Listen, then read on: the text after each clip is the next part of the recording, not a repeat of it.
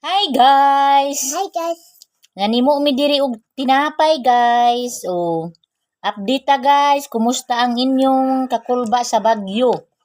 Grabe jud kay amo ang kakusog diri guys kay ang amo ang mga kahoy nangasapla ang mga sanga kuyaw kayo duol man gud mi diri og kalubinhan. Dayon guys. Kasi kay Pino, nasa mom down was starting.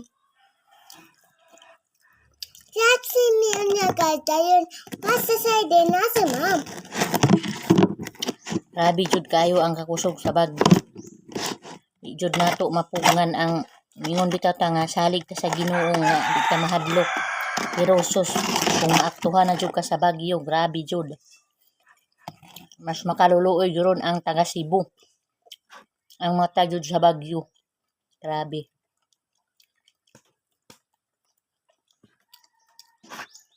Nga, kabalo mo. What's up guys? Alas 11 sa gabi What's up guys? nahuman pod. Alas 12 sa mudto. Hangin ra jud na og sigig ulan Syaro ka og dito ka ana makuyawan. Grabe jud ka kusog. Kung sa namin mong kahuna-unaan diri naggama mig bukayo. Ang tagbukayo. Okay. Dahang nangatagak sa ulan, gimo na mong bukayo. Bunog kayo ang mga tanom, lubi, kalumpang, nangaluad tungod sa kakusog sa hangin. Akong mga kalumpang, nangatumba, grabe.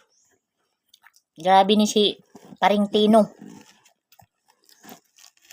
Karon na po ko na gasunod nga Bagyo. Uwan. Ano ba yan? Kusog pa sa Bagyong Tino. Ginoo na lang magpanalikod nato. Kaya nakabalo sa tanan. Maura to guys, update pa ta.